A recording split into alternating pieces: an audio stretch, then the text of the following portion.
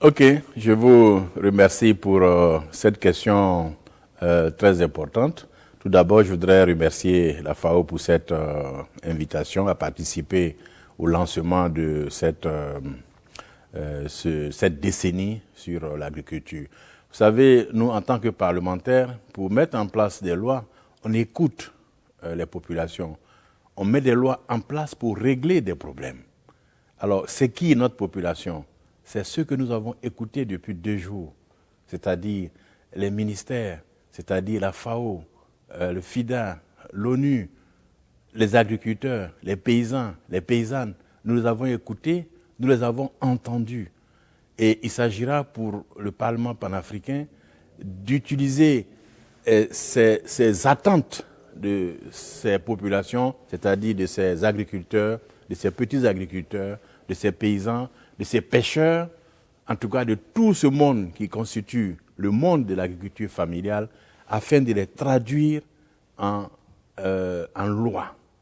Et vous savez que le Parlement panafricain n'a pas encore le statut législatif. Nous sommes encore à un stade de statut consultatif. Nous attendons juste quelques ratifications encore.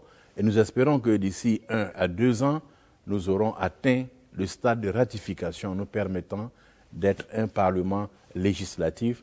Alors, on pourrait mettre en place des lois peut-être contraignantes ou peut-être des lois pour donner des conseils à nos différents États pour effectivement influencer les politiques publiques en matière d'agriculture familiale.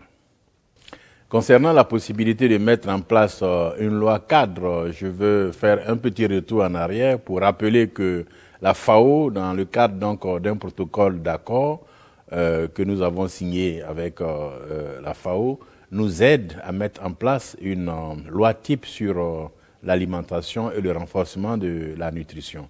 Et donc, de cette même manière, nous voyons avec des partenaires, et pourquoi pas la FAO encore, nous aider à nous soutenir pour essayer de mettre des équipes sur le terrain, des équipes scientifiques, des équipes techniques sur le terrain pour faire une prospection, pour prendre des avis des populations, des agriculteurs, afin de nous proposer une première mouture que nous pourrons débattre au niveau de l'Alliance et aussi au niveau de la Commission sur l'agriculture, parce que je rappelle que c'est la Commission sur l'agriculture qui chapeaute un peu cette alliance au Parlement panafricain.